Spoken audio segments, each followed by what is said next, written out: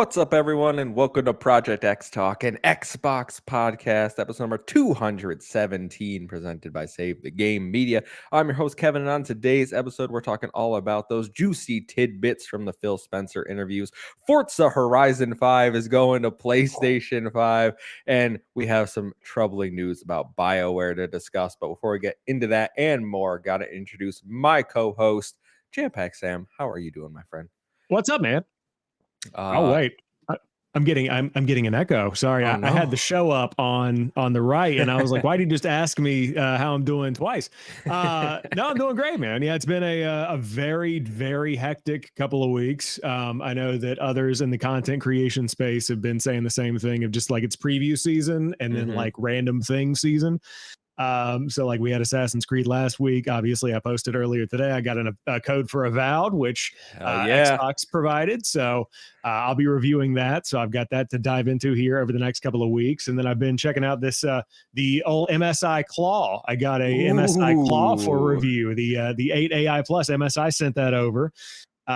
So I booted that up. It's the first time I'm using a not Steam Deck handheld. So I've been busy, but like in a really good way. A lot of like, oh, this is really cool that I'm able to do these things. So a lot of gratitude this week, but a lot of excitement as well. Is I don't know if you'll talk about it when we get to what you've been playing, but is the Claw bigger than the Steam Deck or no? Oh yeah. It looks huge. While you're talking about your what you've been playing and stuff, I can grab. Actually, I'll just grab the Steam Deck. Yeah, you grab. I'll do the housekeeping while he's grabbing that. So if you are new here, this is Project XTalk. We're live every Thursday right here on youtube.com/Save the Game Media. If you can't catch us live, we post every Friday morning on your favorite audio platform of choice.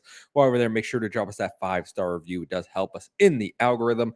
If you want to support us even further and get early audio access to Save the Game Media content and exclusive bonus content, head over to patreon.com/Save the Game Media. Choose the tier that's right for you, like our current Patreon supporters. So thank you to Fabulous Brianna, Rick Davis, Chad, Ellery Woods Parker III, Silken It, Lee Navarro, the Xbox Expansion Pass, Dave Harp, David Hotright, Lillian, Marcus O'Neill, Brendan Myers, Nikolai at Night, Lindsay, Brianna's mom, Brianna's brother, and our newest patron, Dinglebamp. Thank you for your support. We appreciate each and every one of you. Great name. Yes. So as I was asking, what's this? I want to see the size comparison here. So the Steam Deck is dead right now, but here's the size comparison. So Steam Deck here, and then you've got MSI Claw here. So I'll put them like above each other. So they're comparable in size. Yeah. The Claw is a little bit taller. Like it's got a little bit more of a grip to it, a little bit more vertical element there on the screen, but all things considered, they are pretty comparable in terms of grip and stuff. Claw, and actually they're about the same weight too, so it's not that much beefier. But this one has RGB and it's totally customizable. So the Ally also has RGB. It looks like, I gotta be honest, I think I like the look of the Claw a little better than the Steam Deck. It is a very cool looking device. I will say, like, I haven't spent a considerable amount of time with it yet just because it's been a wild week, but immediately I'm like, man, Steam is really killing it with their operating system, and Windows on a handheld just it's got sucks. Windows, yeah, because this is the first time I've ever really used a Windows handheld, and so diving into it, it's like the first thing you've got to do is update 8 million things.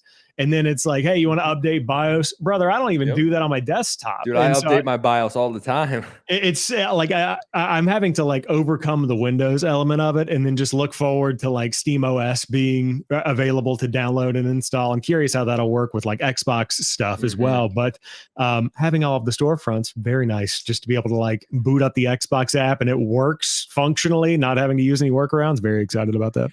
Does the Claw do the thing? My Ally does this. So like the right joystick, you can make a little mouse, and that's how you like move around with Windows. Yeah, so you can use the joysticks, and then I'm more of a touchscreen guy, but I've been playing, not to get into what I've been playing, I didn't even have this on the list, but like I played a little bit of the Outer Wilds just to like get a feel for how it looks and plays, but so far so good. So I'll have more thoughts on that. I think in March, I'm going to be talking about that. So I got a good stretch of time to play with it and have a good time with it. That's awesome. I assume you'll have a dedicated review on your channel. Oh yeah, I'll be doing a full thing on it, and so I'll be doing a full review, and it'll be interesting because like I always frame my reviews of I'm not Linus Tech Tips, like I'm not like I can't get into the super in depth. Like I try my best to put a comparable review out there, but it's really going to be going up against the Steam Deck, which is what I've done, and then kind of like treat it as its own device. So it's a difficult balance as somebody who's like not the tech guy, but also has enough knowledge to be dangerous. So I'm always I'm straddling the edge all the time, but I'm excited about that.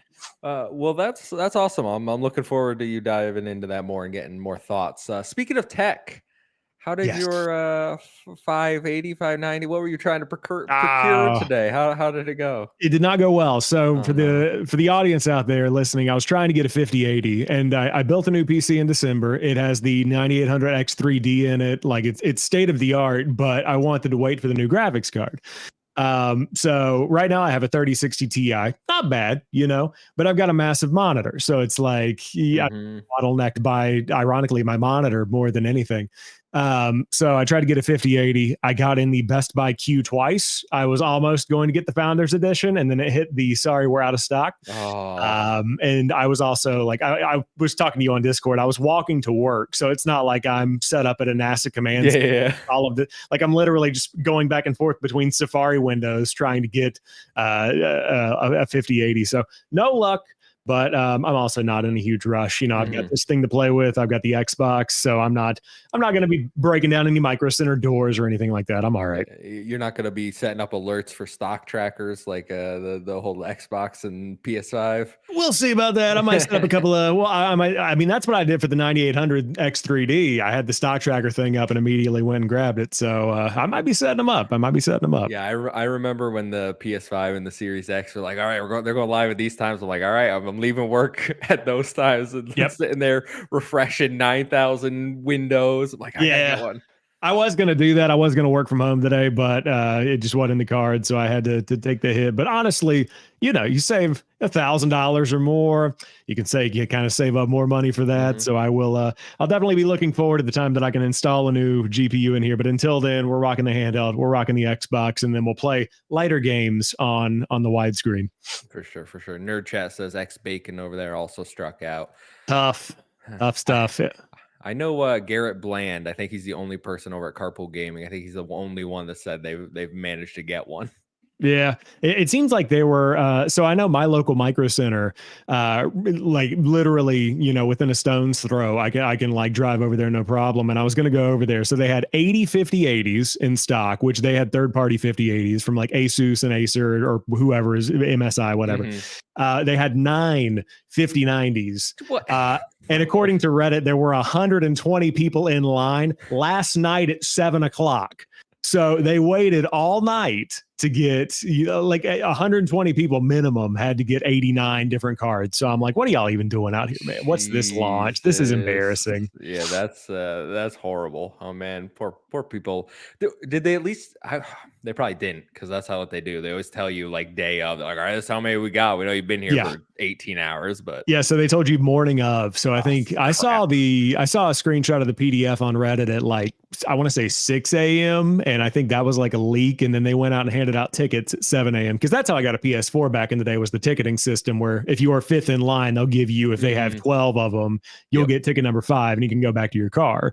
But they did that with the 5080. I was going to try to play that game, but I was like, I'm not desperate enough to stand outside all night and wait for a 5080. I'm not trying. Yeah, it's cold here. I don't know.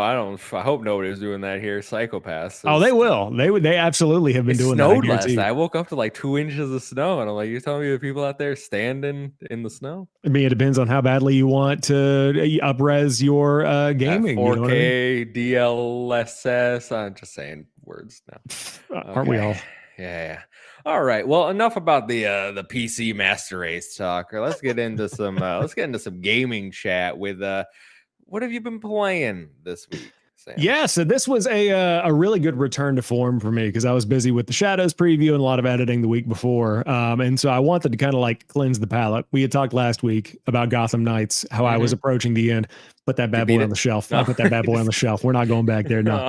I mean, I keep coming back to what we always say of like, if you're not enjoying it, put it down. And like, I don't want to waste 3 of my very valuable gaming hours beating man bats in a Gotham I don't care about. Fair.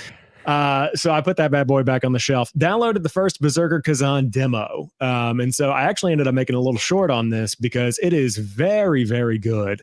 And I kind of think back to how I fell in love with Wolong, and then I went into Lies of P, and it feels like this is the next evolution of my journey on Souls likes in that like not really a Dark Souls game vein. Shout out as well to Lords of the Fallen. I enjoyed that re-release or remake, or not really a remake. You know what I mean? Reboot is the word I'm looking for.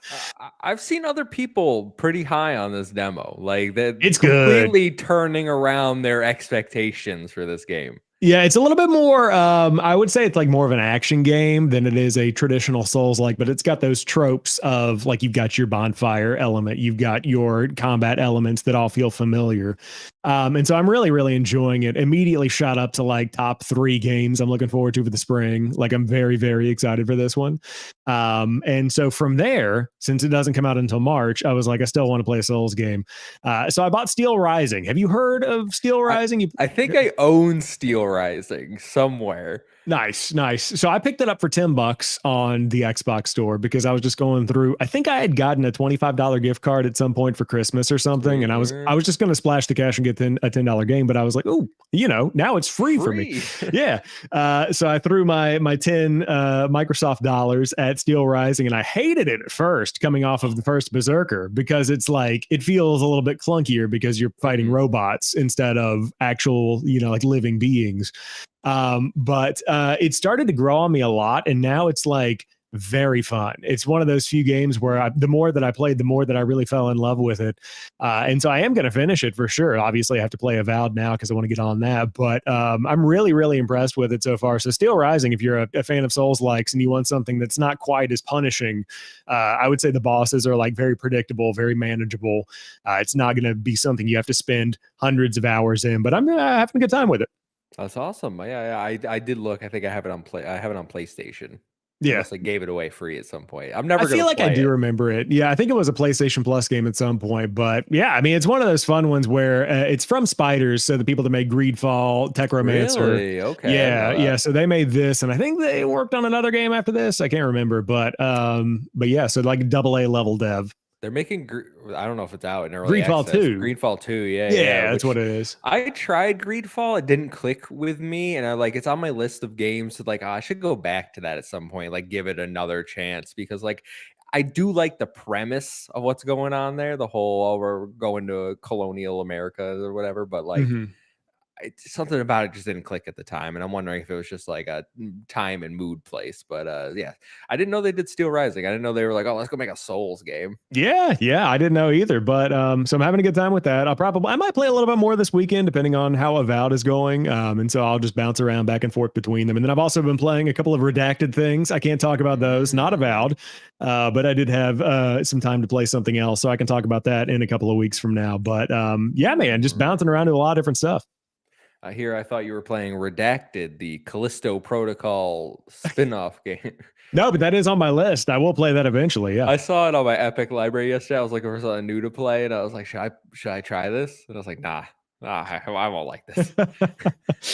But what have you been playing? It looks like you've got a very eclectic list of 2 Ninja Gaidens. Yeah, so I have rolled credits on Ninja Gaiden 2 Black. Obviously, this was shadow dropped, as we talked about last Thursday after the developer direct.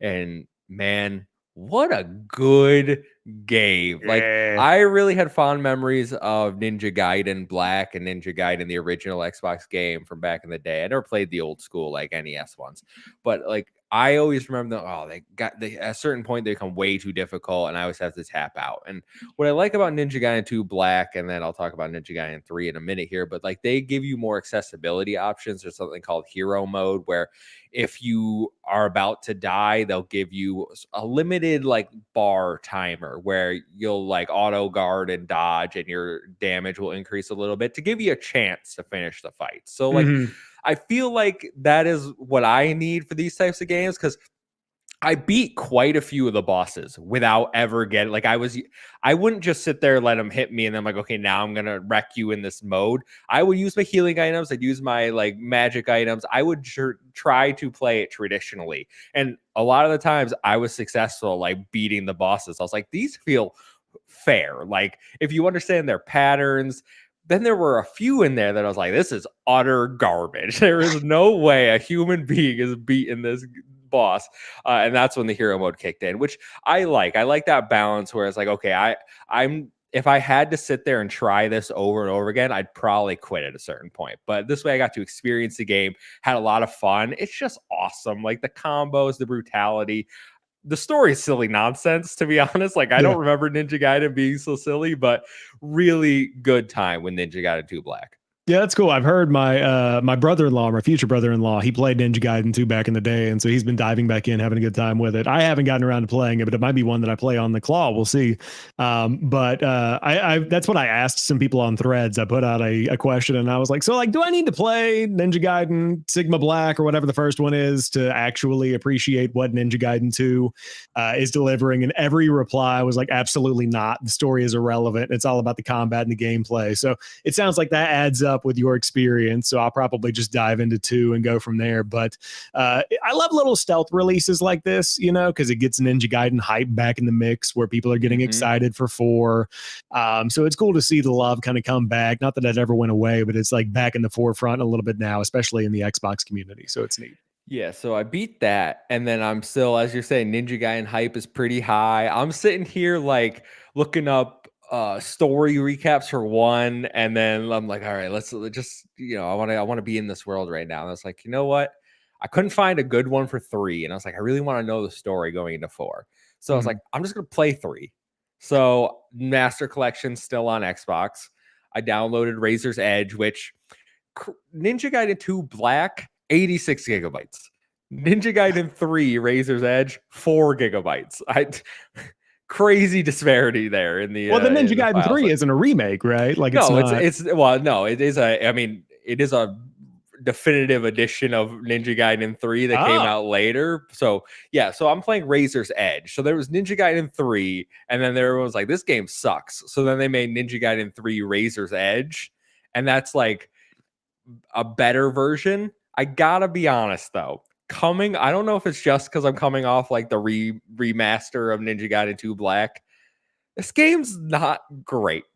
It's very weird. I think they went more for like, hey, instead of unique mechanics and fights, we're just gonna throw an ungodly amount of enemies at you at once, and that's how we're gonna make the difficulty.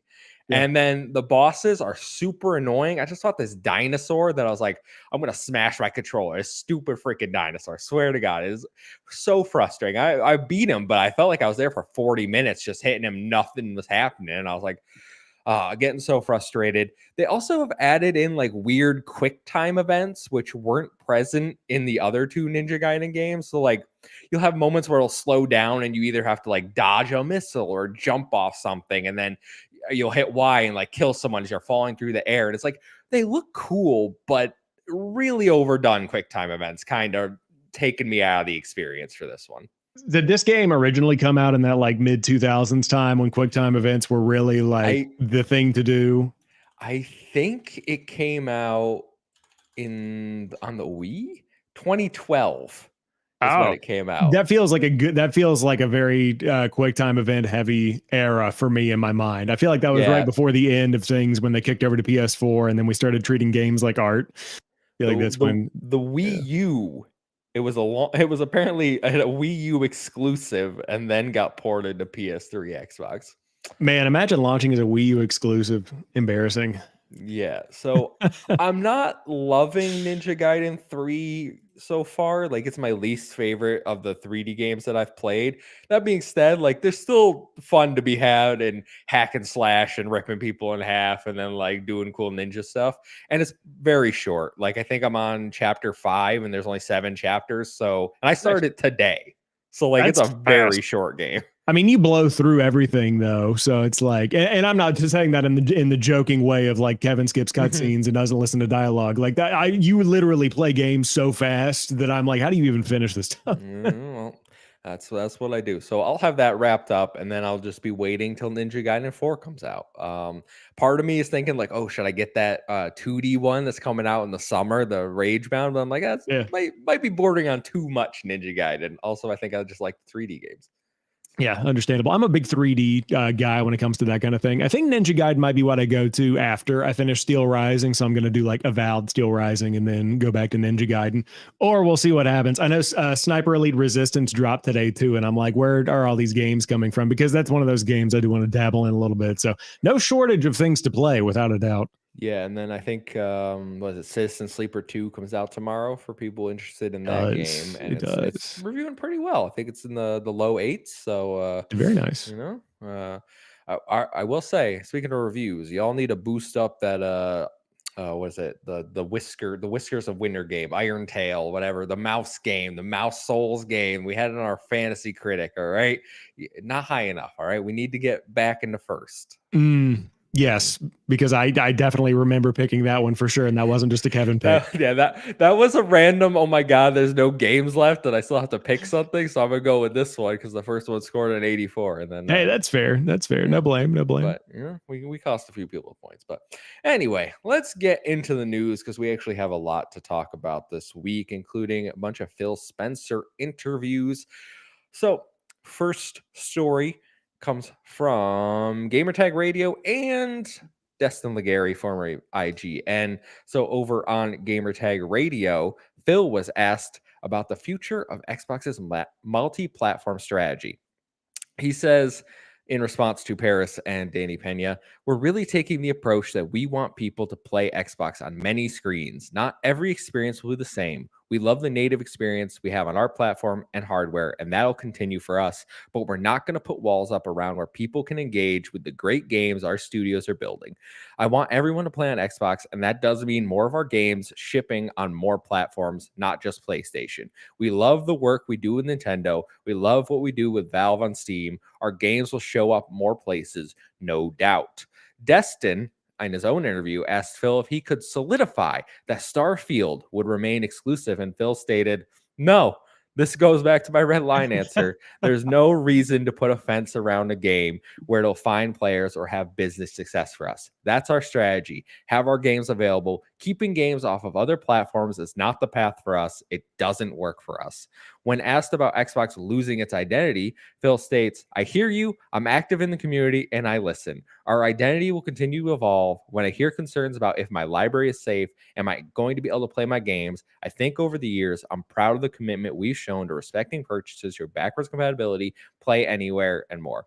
I see the investments we're making in platform and how we want Xbox to show up multiple places, how we want your library to be able to be there. When I think about buy to stream, that's all about having your library you own on Xbox available in multiple places. So I'm going to stop there because then we have some breaking news.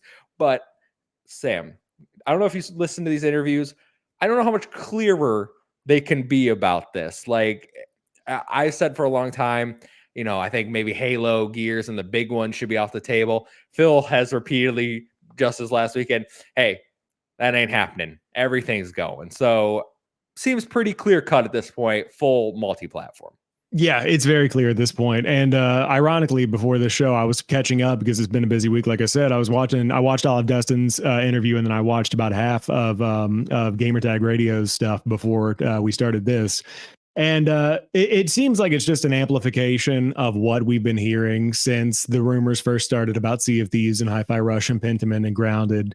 And it's just continued to amplify from there. And I think it's been done in a really intentional way to ramp up as people get used to the concept over time. It's like you just push it a little bit further every time, and then it starts to normalize.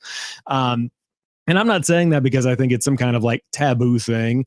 I think what they are doing right now is incredibly smart. I think it's the right business move for the future of Xbox. And quite frankly, I think it's what other publishers across the industry should be doing, because you can look at it, and I see it in my comments and stuff all the time when I make a video talking about this, where you can say, oh, Xbox is just a publisher now. Xbox is going full multi-platform. And they are not a platform holder anymore. Xbox is dead. Like, those are the things that get conflated together. And I feel like they can be both. And I think they know they can be both, where, yeah, you can be a multi-plat publisher. You can also be a platform holder in the same way. And I think that going forward, that's the approach they're going to take.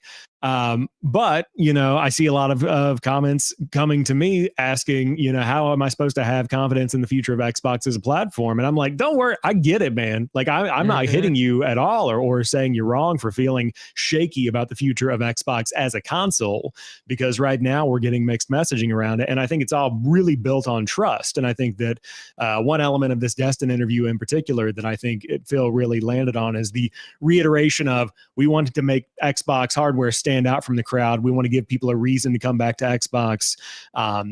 And he really leaned hot and heavy on the innovation side of it. So I don't know if that's going to mean a Nintendo Switch style approach to the next Xbox console, but he said he had a lot of admiration for what a lot of the other industry competitors are doing. So clearly they're thinking to the future. And so for anybody that comes to me asking, like, is Xbox going to have another console? Yeah, they'll have another one. Beyond that, that's where the question really opens up of, like, what does the industry look like? If we get a new piece of hardware from Xbox in, let's say, 2027, let's say it's got a 10-year life cycle on it, just generalizing because I suck at math, like 2037, who knows what we could all be playing on cloud, dude. Things are going to evolve so fast. You never know what it's actually going to be like by the time we get there. So it's a very transformative time for Xbox right now. It's a very wild time. Yeah, that's why I named the title of the show is Xbox Isn't Dead. It's evolving, and obviously a little tongue in cheek there with all the people saying, "Oh, Xbox is dead." Like, I'm gonna switch to PlayStation, and it's like, okay, you switching to PlayStation, you're still gonna be buying Xbox games. Like, I very much still look at Xbox as a platform holder. Yes, they are a third-party publisher, and we'll talk about the success they're seeing coming up here in a minute. But the fact that they're now saying, "Hey, if you're on our console or PC or this future handheld or cloud, you're going to have your games." Like, that is their vision. That's exactly what I want to hear, to reassure me that, like, if I continue to invest, if I continue to believe in the Xbox vision, that we're not going to just up one day and say, "Hey, no more consoles, all your digital purchases are gone too. Like, you got to keep your current box for the rest of your life." It gives me confidence that, like, oh, I'll be able to stream these down the road somewhere. And, like, is that the best solution? Not for me personally, but that is something that's like, okay, I'll always have these. At least I can access them some way, somehow. And that makes me feel more confident in what their strategy is. Because I'm a big proponent of this play anywhere thing. After that developer direct last week, especially where they were highlighting that, I'm like, that's what I want more of. I want more games coming to play anywhere. I want to be able to have that freedom to play games where I want. And if that means Xbox sells 20 million consoles a generation, that's fine with me. I don't care how many consoles they sell. Like, if I can get my console and Game Pass is there, the controller I prefer is there, the ecosystem I prefer is there, that's all I'm looking for. And I don't know how many other people feel that way. I would imagine there are people that do feel that way. So, like, whether you're going PlayStation, PC, or you're going to stick with whatever Xbox is coming out with in the future, I think that's all completely fine. Yeah, and I think that's what they want you to do. You go where you want to go, and as long as you're playing their games, they don't care how you're playing it. That's the narrative that we've been seeing across the board. And I think that for me, the more that I am in a very lucky position to be able to play with stuff like the Steam Deck and the MSI Claw and have a gaming PC and have an Xbox, like, I have a really high-end PC already, even pre-GPU. I've got these handhelds and stuff. I still prefer going to play on my Series X because I don't have to worry about updates. I don't have to worry about shaders compiling before I boot up a game. I don't have to worry about XYZ. Like, the console experience is the experience that I prefer. And that doesn't mean that I'm going to not play on something else or not try out these handhelds and enjoy those, but I still have an affinity for that classic experience because it's easy. And I think to, like, the Series S that I've got over here on my right, like, it's not my main console by any stretch, but it's something I like to play whenever I have downtime or anytime that I'm just in here working on something. I want to get a quick game of, Call of Duty or whatever. I think to the future of Xbox consoles, I could easily see, if PC continues to dominate and grow in the way that it is, if Xbox is able to integrate themselves deeper into that ecosystem as a brand, you then have this kind of like auxiliary PC almost, where your games are all Xbox Play Anywhere. Let's say you've gone all in on the Xbox app. You can play them on this little mini PC that just happens to be called an Xbox, and then you can continue playing and pick it up on your PC. And I love that kind of future. I think that's a really, really good way to do stuff. And I think that over time, And I think it's happening faster than any kind of evolution ever has in the past when it comes to the gaming industry. I think you're starting to see how Microsoft's vision is making sense. Like, I think a lot of the times previously, Microsoft has been too far ahead of themselves and the industry isn't ready for them. Like, the audience and customers aren't ready for them. But I think that right now, customers are evolving much faster than they might have done in the PS4 generation when we were still holding on to the memories of the past generation. And so I think people are understanding the tech. They know what they want. Cloud is growing very quickly, which they called out. It's their Hmm. fastest growing total user hours. Um, so like all of that stuff, I think is pointing towards Xbox making some big moves. And I think that pointing at all of the numbers of Xbox console sales are down again, Xbox is dead. I think that just shows a lack of understanding of how the industry itself is changing. Because that doesn't mean doom and gloom. It just means the end of one evolution and the beginning of another for me. It's also those numbers. I Yes, they don't look good when you just look at them like that. But I saw a nice graph that was showing like Xbox throughout the quarters, and there's a big spike in revenue when they acquire Bethesda and then Activision. So like Mhm. it's down, right? But it's comparing previous like Xbox One quarters to now. It's like they're in a much healthier financial position right now, despite things being down. Oh yeah, and well, they've fundamentally changed as a company. I mean, you look back to the Xbox One generation, and it was just a disaster where they had great teams working under them, but they didn't have the lineup they've got now. You know, where no matter where you look in 2025, you've got a Call of Duty, a Doom, you've got tons of stuff coming. Forza, you got Indie coming both to PlayStation 5. I mean, that's a big lineup. Yeah, imagine if PlayStation had that many games that we knew about right now lined up. Like, that's a big deal to have all of those games coming, no matter what platform you're coming out on. And I think that shows how Xbox has really grown. And I don't think people realize how firm of a company it might actually be, because they've invested, and people just don't see it at the same way that they are looking at themselves. There's an alternate reality where Xbox buys Bethesda, buys Activision, says everything's exclusive, and then they sit there and console sales start growing as PlayStation fumbles with its live service initiatives and lack of first Yeah. party release. Like there's an alternate reality where that happens. Xbox, like, they had waited a year or so before they were like, hey, we're going full multi-platform.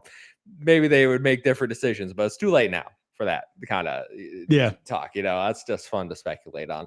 I do want to go back. Todd Oxford asked a question. I'm curious about Play Anywhere. Do you think that will expand? It seems really hit and miss unless it's first party. And I agree with you. It is very hit or miss unless it's first party. I do see bigger publishers getting in there though. Like Square Enix recently has been putting a lot of Play Anywhere games, at least the ones I play, onto it because I'll open up my PC app and be like, oh, I didn't know it was Play Anywhere. Like Visions of Mana's there.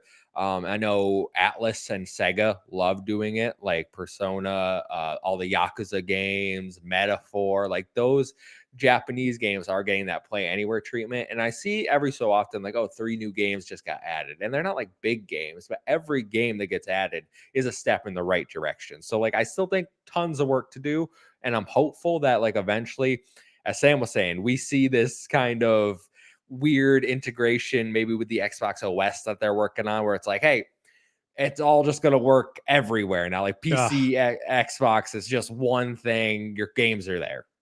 Yeah, I would love for that to be the case, especially coming off of my weekend booting up the claw for the first time, just to really be able to if this thing functioned like an Xbox, you wouldn't be able to get me off of it. Like that's the thing, is the experience is almost there, and I'm excited to see where they take that. And I think that we're on the cusp of really them opening up for the Xbox Play Anywhere stuff. Though I think that the fact that Phil focused so heavily on it in the most recent direct, the developer direct focused on it at the very beginning of all of these things are Play Anywhere. It kind of reminds me of whenever Game Pass first started coming into its own, where all of a sudden all of these things were Game Pass releases. And I think that Xbox Play Anywhere could be the next Game Pass as like a marketing beat for, hey, we know you're all playing on PCs. We know you all are playing on your Steam Decks or whatever. Or I guess ROG Ally would be the better example. But here you can play that no matter where you are. You've bought it, you own it, no matter where you want to play it. So I think Cloud and Play Anywhere will continue to expand. But my question, to Todd's point, that's a lot of first party. And Microsoft has a lot of first party, like a lot of it is them anyway.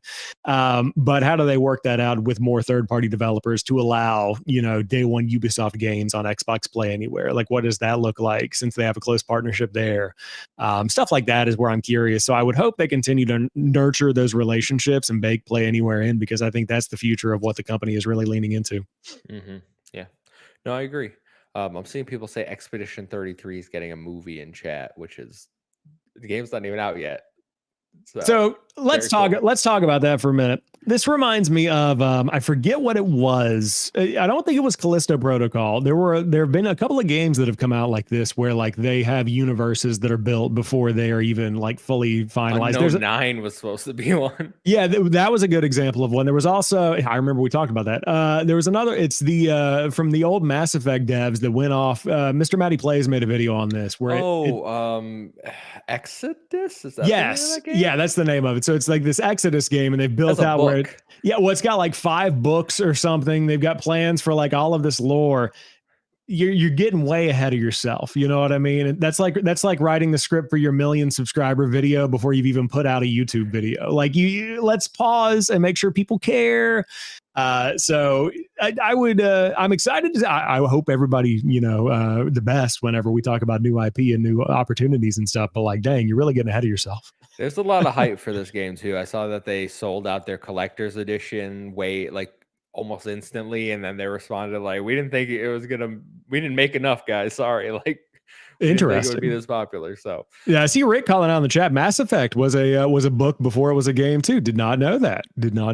Oh yeah, and then Todd's talking about the sci-fi series that had a multiplayer game. That's Defiance. I remember Defiance. Do you remember Defiance? No. Yeah, Defiance was a game that was made. It was back whenever they were trying to like integrate TV and games together, and so there was an MMO named Defiance that was kind of like I feel like I want to say it was like PlanetSide, if I remember correctly.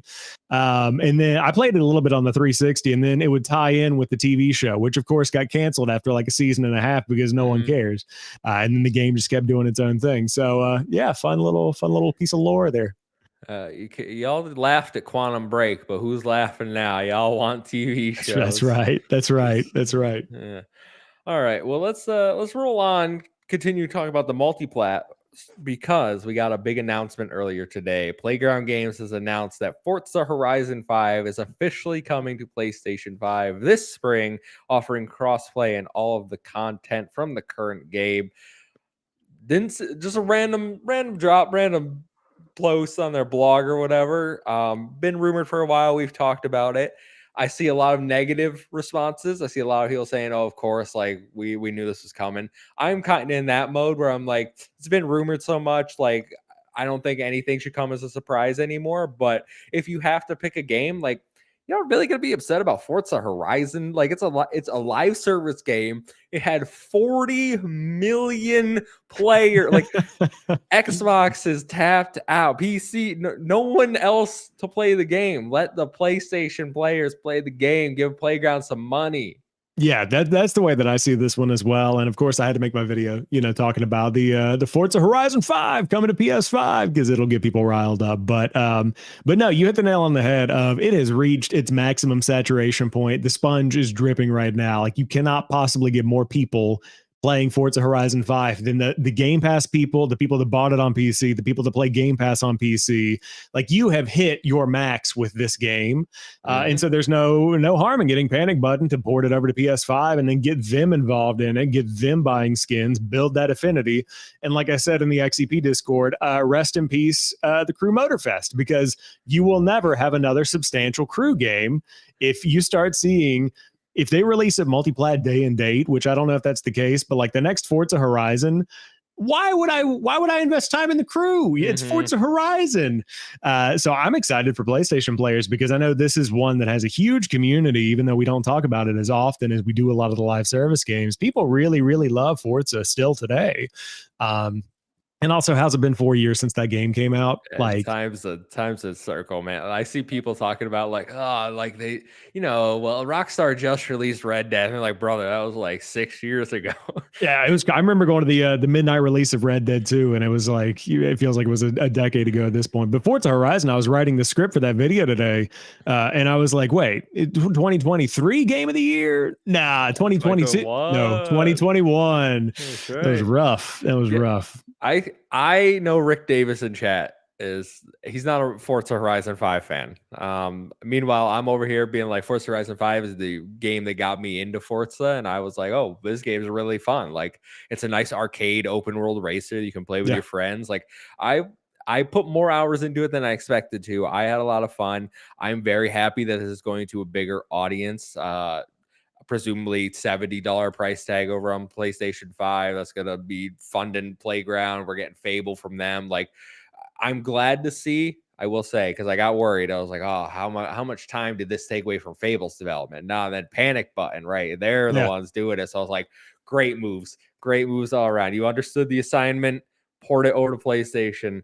That's what I would like. Like if Xbox Game Studios, like if we're continuing, because we're continuing with this multi-platform strategy, but like have your first party focus on your platform, PC first, then maybe contract someone to do the ports. Yeah, yeah, no, I think that's a really wise way to do stuff because then that frees up your main studios to do what you will, and yeah, I think it was a really well done execution. I do want to say Rick Davis is right in the chat. Forza Horizon 4 much better than Forza Horizon 5. I will die on that hill. I will die Okay. on that hill. And that's also probably the nostalgia talking because it launched. It was one of the games that got a next gen update when the Series X launched. And so that winter of 2021, 2020, whatever that was, I played Forza Horizon 4 religiously every day and grinded it pretty much nonstop because I had met my fiance and had no life. So I was just playing Forza Horizon 4. Very good game. Much better than 5. It was much stickier for me than 5. So yeah. Yeah, good game.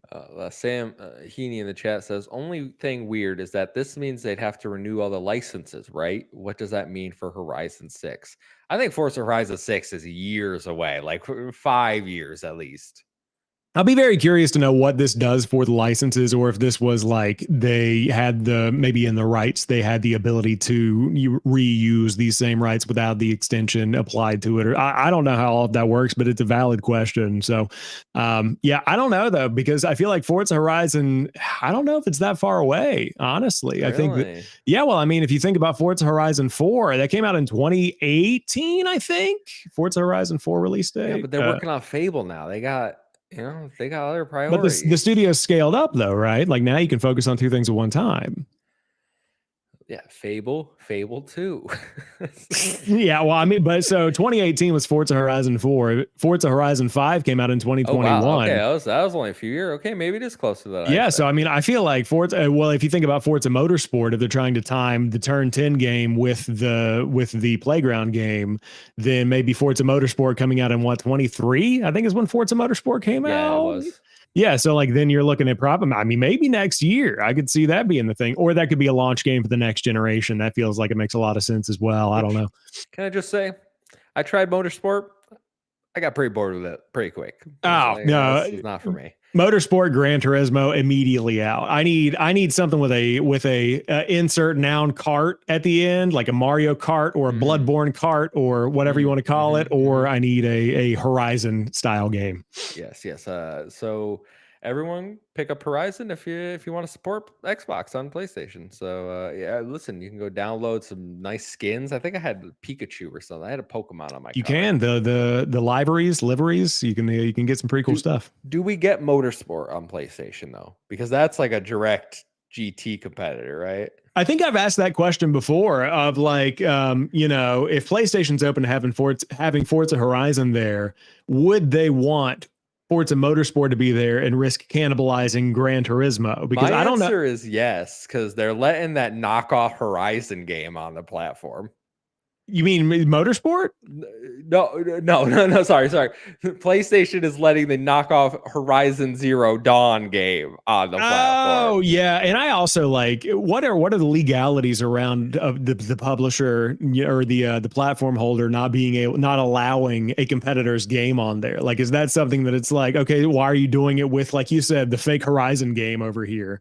Sorry, I didn't mean to just throw shade at the Crew Motorfest arbitrarily. I'm like, fake Horizon game. Oh, you mean the Crew Motorfest? Yeah, that's I just forgot the name, so I went with fake Horizon. Yeah. Yeah. Also, Todd is right in the chat as well. It's a shame Sony dropped MotorStorm. Man, MotorStorm, that could have been Horizon. That could have been like Horizon before Horizon. It is truly a shame. Let me tell you, MotorStorm, the game I probably spent the most time at Walmart kiosks just staring same. up, breaking my neck. I was like, ooh, PlayStation 3. I'm not going to buy one, but this is a fun game. Yeah, MotorStorm was so good. Pacific Rift, glorious game. Very good game. Apocalypse, not that great. I didn't even know there was more than one. Yeah, Apocalypse, not that great. All right. Well, I'm gonna skip this next quote because we kind of already talked about like why you would stick with an Xbox console. And that's kind of what Phil was stating here, right? Like, right. Paris Lily asked him why, and he's like the hardware capabilities, the features, which we have run through. So I'll continue on. And this was story number 2, but it just kind of flows right in. So let's continue. Microsoft was the #1 games publisher last month. Christopher Dring, who is now over at VGC, apparently, reports that Microsoft's multi-platform strategy is already paying off. Xbox was the world's biggest publisher across PC, Xbox, and PlayStation, with a whopping 64% of all spending in December going towards Xbox published titles. That came out to nearly $500 million. I don't know what everybody's complaining about. Xbox making that money, Sam. Yeah, they are definitely pulling it in. I'm still hung on Christopher Dring being at VGC now. He left where was he? He was at he was at gamesindustry.biz. Yes, he left. Yeah, I remember him saying he left. I didn't know they picked him up, or is he just like a freelancer? I don't know. I saw his name and I got confused for a minute. I was like, am I having a stroke? What's going on here? Can we just, for a moment, before we get into the actual news, talk about how VGC just kind of like spawned out of nowhere and became immediately like one of the best. Like their team is killing it. They are continuing modern gaming journalism in the way that it needs to be done. Like Andy Robinson, Jordan Middler, now Christopher Dring, whether it's by freelance or just getting in there full time, they're doing great. Like I love VGC. I agree. I think they launched a Patreon a few months ago to try to like, which is awesome because they're my go-to like news source for like when I'm writing the show. I'm like, yeah, VGC will have a story. Also, shout out Andy Robinson. He used to work at Playtonic, which you're going from working on ukulele to being a games journalist. Weird change, really cool. I think that they are one of the bastions of like actual journalism left in the gaming industry. And I think that Jez does a good job of doing like reporting on stuff like that. But then there's a tendency, and I say this as somebody who's creating social media content because it's ultimately all social content. Like you can lean into the clickbait reactionary stuff so quickly, like the Xbox sales declining and stuff. But like VGC feels like they balance it out really well of real, true journalism. So good on them. Yeah, Microsoft owns a lot of companies and they're printing a lot of cash. So I don't know what else you want me to say about that. Like they're doing great. They're really pulling it in, and I think that just shows the health of the platform once again. So good on them. And I also think that I was going to say this earlier, but I guess this is a good place to bring it up now. You see a lot of comparisons between Xbox and Sega back before the bubble blew, and then you have like Sega. Well, that's the thing. Everybody loves Sega, but they're like Xbox is the next Sega.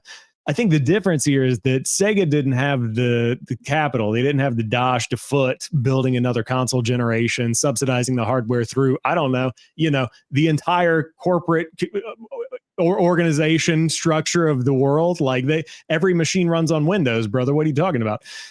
They have the money to foot the bill on continuing to grow Xbox in more ways than just focusing on what's driving direct the most revenue. And so I think stuff like this, where they are a big publisher pulling in tons of money, can help subsidize that experimentation and those like passion projects that are also going to drive revenue, but that might not make the most business sense in their direction. So more of this means more of Xbox. I'm cool with that. Yeah. This is called the Call of Duty effect, right? Like that's where most of the money's coming from. But I saw Indiana Jones has reached 4 million players, so pretty good there as well. Like Yeah. not a small feat. That was only, I think it came out December 12th or something. Yeah, I So believe it was December the 12th. sweet. Yeah. I just threw that a little pin in our multi-platform conversation in case anyone's wondering, well, why would Xbox do this? Bro, because they're making money hand over fist. Yeah, they are. And I mean, not to jump ahead to story number 4 if we're still going to talk about BioWare, but I know Yeah, that right. like Dragon Age the Veilguard sold much fewer than 4 million copies, had much fewer than 4 million players. So, I mean, Indiana Jones, I will gladly, say that I was wrong on that one because I was like, do people still care about Indy? Clearly they do. And I think that it just doubles down as it being a good game that also has a recognizable character and great acting. All right. Well, let's move on to story 2. A little short one here. Is Gears of War E-Day releasing this year? According to Tom No. Warren at the thank you. All right. This is what I've been saying. All right. I'll read the story, but man, according to Tom Warren over at The Verge, Xbox plans to release Gears of War E-Day this year. He does state plans could have changed since he last heard. Speaking of Gears of War, we also learned that People Can Fly are assisting in development of the title. I have seen so many people before this story came out. They were saying Gears of War is this year. And then this story came out. They're like, I told y'all it was this year. I'm like, there is no way Gears of War is this year. If it is, Xbox is like, we're just going to give you every single game in development. They were like, screw holding it. What do we need 2026 for? Yeah, there is zero chance of this being this year, in my opinion. And I don't want to be wrong on it because I don't think we need another game this year in the slate. I think they've got a pretty stacked lineup right now already. But I mean, here's my deal. You don't learn about an auxiliary studio helping support development and you hear this the same year the game comes out. Like People Can Fly, from my understanding, they're coming into assist now. Like it seems like this is a relatively new addition to the lineup of like the developers working on E-Day. So if that's the case, you're not going to get this game polished and gone gold by the end of the year. I don't know what you're talking about. Side note, really happy that People Can Fly is involved in this because they needed some capital. And I really love the fact that Microsoft is giving them the opportunity to work on another Gears of War game because Outriders was great. Take some of that tech and experience, build that into E-Day. Like those are really, really good games. They did great with Bulletstorm, and I know that they've had to like pare back some of their other projects, and I think they had to lay some people off, if I remember correctly. But yeah, I love People Can Fly. So more of that. By all means, make it happen. And no, E-Day is not coming out this year. Yeah, People Can Fly. I think they had to cancel a project they were working on. I think they had some layoffs. I really liked Outriders, despite my character being deleted. I know people are a little iffy. They also made Gears of War Judgment, so they have experience on the Gears franchise already. So, like, this partnership makes a lot of sense to me. And if I remember correctly, Xbox had some sort of contract with them from a few years ago to make a game that they would publish. I don't know if that's still in development, I believe they did. but it seems they have a very good relationship with People Can Fly. Yeah, for sure. And, I'm excited to see what Gears of War E-Day ends up being. And I think that People Can Fly being involved in it is nothing but good news for anybody that's played any of their third-person shooters because they've done some really good stuff. I also love Rick Davis's call out of Judgment doesn't help that case much. I mean, the gameplay was pretty solid, but I understand the sentiment. Rick, buddy, I love you. But you saying I couldn't care less if Fable ever releases. What are you trying to hurt me, like emotionally, physically? I mean, I'm happy for you with Fable. You know how I feel about it. Like, I'll play it, I'll dabble, but it's not a game that I'm going to be like, staying up to play at midnight. Oh man, I'll be there. It's gonna be a Hellblade 2 situation again. You can see 3:45 a.m. Oh, right. Good times. Why hasn't that come to PS5 yet? By the way, where is this year? I'm calling it now. You will have Hellblade 2 on PS5 by the end of the year. I would love to see it. First anniversary is in May. Let's get the show on the road. Like, by all means, put that out there into the world. Some sales, y'all. Yeah, like give Ninja Theory a bone, dude. Give them some PlayStation 5 sales a little bit. I just saw a post from Ninja Theory. They're hiring for a gameplay animator, which I assume is for Project Mara, maybe, or the other game they're working on, but I don't know. Cool. All right, last story that we're going to talk about doesn't really involve Xbox. It involves BioWare and EA. So yesterday, General Manager Gary McKay announced that BioWare is, quote, taking the opportunity between full development cycles to reimagine how we work. Given this stage of development on Mass Effect 5, which, by the way, can I just say, hate that it's Mass Effect 5. It should be 4. Andromeda is not 4. That's just a side note. But they're not calling it 5, right? They have not put a 5. Everyone on the internet seems to be referring to this as Mass Effect 5, though. Right. Yeah, but we'll see what it's actually called. So he says, given this stage of development, we don't require support from the full studio. We have an incredible talent here at BioWare, and so we have worked diligently over the past few months to match many of our colleagues with other teams at EA that had open roles that were a strong fit.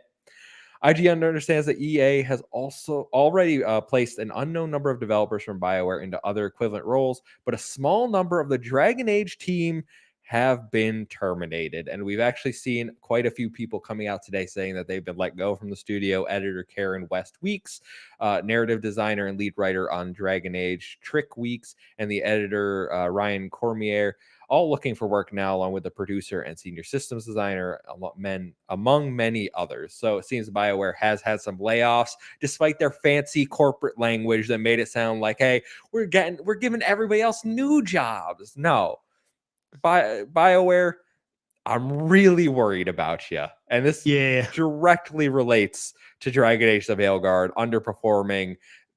What they said they reached 1.5 million players, not sales. They reached 1.5 million players, and their target was 3. So not even half of what they were aiming for. The game hasn't been super well received. Like, it's critically scored well enough, but like I think actual like the fans, the commercial success just isn't there.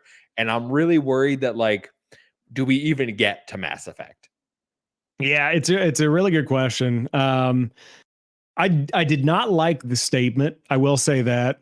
And I had to reread it twice because I was like, is this a layoff announcement or is this like just a really vague restructuring kind of thing? So I reread it and I was like, oh, okay, I see what's actually happening here.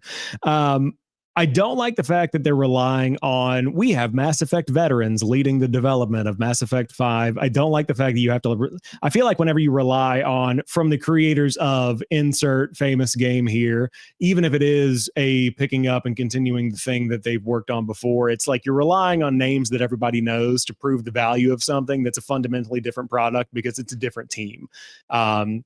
And I think that that's something you could be saying about a ton of different stuff where, like, if you loved, I don't know, Call of Duty 4, like the people that are working on games at Call of Duty with Infinity Ward right now, or with, you know what I mean, at Infinity Ward on Call of Duty, like these are different development teams. So I think that you're setting yourself up for potentially not meeting expectations if you say from the creators of famous thing. But I also have very deep concerns about BioWare, and I'm not like the deepest BioWare fan. I played through Dragon Age the Veilguard. Wasn't in love with it. I think it was a fine game. I wouldn't say that it's great. I would probably put it at like a good on a good day kind of thing. But I think that the unfortunate truth is that people expect more from BioWare. Like, it's one of those legendary studios, and I don't think they delivered with Veilguard. And I think that it definitely paints a bleak picture for Mass Effect because you've got way more writing on it. Like, there's so much writing on a good Mass Effect. To the point that I just don't know that they're going to be able to deliver on it. So, yeah, I don't even know. I don't know if they'll make it to it, quite frankly. Yeah, and that's very much where I fall, where I can't bring myself to be excited for Mass Effect right now. And that, it's such a shame because, like, Mass Effect, the trilogy, is probably my favorite trilogy in gaming, even over like Halo and Gears, which I love. But like the Mass Effect 1 through 3 trilogy is just perfect to me. And nobody has to agree with that. All right. I do think Mass Effect 2 is like the third best game of all time.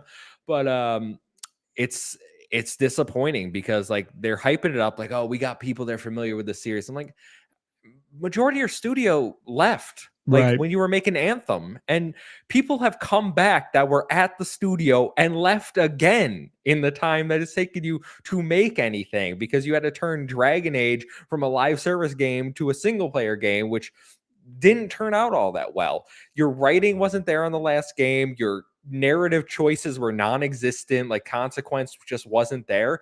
I don't know if they know how to make an RPG anymore, and that is what always made BioWare special. If we're just going to get Mass Effect and it's another action RPG, I'd rather you not do it. I'd rather you leave the series alone and make something new.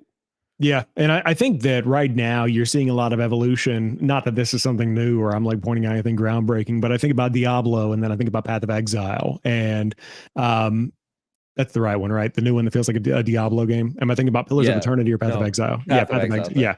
Sorry, I know that still going to call me out last week. I'm trying to avoid getting beaten up again. But I think about Diablo and Path of Exile, and I see the community reaction of like the new season of Diablo. Obviously, subreddits always complain. 'Tis the season. It is a subreddit. But Path of Exile, everybody's like, this is the new Diablo like that everybody's playing right now. This is the thing people enjoy. And so going back to Exodus, like we were talking about earlier, where it's got former people that worked I'm on it. excited for it. Yeah, like people are excited about this because what they've shown so far seems to kind of prove the value of it a little bit. And I think that now you're starting to see this evolution of the DNA of the thing that people enjoyed is now found outside of the franchises they've grown up loving. So you're starting to see this like transition of where people's fandoms are kind of lying. And whether you agree with it or not, I think Veilguard's just not standing up to some of the other big games that are out there. I mean, how do you have a Veilguard when you've got a Baldur's Gate 3? Not that everything needs to be as good as Baldur's Gate 3, but like the times have changed and the expectations have changed a lot. And I think about that when it comes to even shooters or any game, really. Like there's just so much competition out there now that you've got to be your best, and sometimes the best back in the day might not be the best now. And that's just the sad truth about stuff sometimes. Yeah, I see Sam in the chat going, just do a Mass Effect 2 rerun. Essentially, kind of pull a Star Wars Episode 7 where they basically just made New Hope again, right? Yeah. And then, yeah, of course, I'm talking. You're a big Star Wars guy. I mean, I saw it in the theater. Okay, I saw it in the theater. Okay.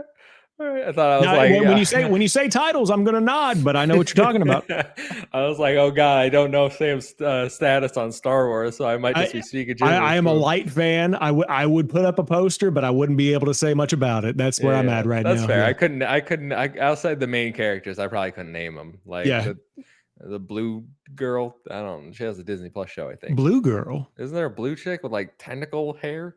Oh, you're talking about. I know you're talking about. Yeah. See, I'm in the same boat. We're right. Yeah. All right. So let's move on for that. But no, I don't think just remaking. I mean, if you give me Mass Effect 2 again, I'll be like, thank you. All right, I love Mass Effect 2, but I do want to see something. No, we're not talking about. I saw Mass Liara in the chat. We're not talking about Mass. We're talking about Star Wars, Rick. All right. Talking about Star Wars. I clearly know all the characters in Mass Effect. I played that game 500 times. I like how I typed in Google and it said Star Wars blue. Of course, the following word milk. She's orange. Sorry, she's orange. Everyone. Oh, yeah. Okay. In my mind, she's blue. Maybe I'm conflating like merging Liara with Is this how we discover Kevin's colorblind? That he doesn't know the color of the Star Wars tentacle lady? In my mind, she's blue, y'all. Yeah, no, BioWare sorted out. It really disappointed me. I love the chat just over here. I think he's talking about Ashoka. I don't know, man. I gave up on Star Wars after The Last Jedi, so it's dead to me. Man, this is great. Anyways, yeah, she's green, like understandable. Yeah, she Osmosis Jones. Anyway, all right.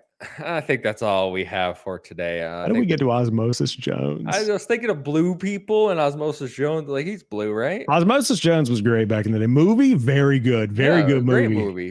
Great movie. I don't know what that means. They're saying names now. What do you know who this is? Dude, come on now. I don't know who any of these people are. Okay, we're gonna end the show. Y'all roasting me because I don't know. I don't know colors. I don't know people. Stuff. Avatar. I don't watch Avatar. Ugh, gross. I could not name one single proper name from Avatar. Zero idea who any of these people are. James Cameron or The Last Airbender. I can't do it. I could do The Last Airbender. I can at least get Aang. Yeah, I was like, I got Aang and Appa. Oh, I don't know. I know that's the big flying cow thing. Is Korra in? Yeah. Okay. Well, Legend of Korra universe. I'll give you universe. Okay, I only know him because of Nick All-Star Brawl 2, to be honest. That's fair. Okay, I'll give you that. All right, that'll do it for us this week, guys. Sam, before we go, can you let everyone know where they can find you, my friend? Yeah, you can find me at JamPackSam everywhere you find content. TikTok, Instagram, Threads. Been popping off on Threads a lot lately, having good conversations over there. YouTube, obviously, but yeah, got a lot of good stuff coming. Had a couple of reviews, and yeah, we got exciting stuff coming over the next couple of weeks. So enjoy. Awesome. Everyone, if you didn't, please go check out our Eternal Strands review. It's on the channel. Brandon worked on that one for us. So that is up now. Game is available on Xbox Game Pass. So if you're interested, maybe check that one out before giving it a try. You can find me at the Muffin Mon everywhere. It's a 1 to 7. I own 7A. Follow us at Save the Game Media over on Blue Sky to stay up to date with all of our latest content. Until next week, we'll see you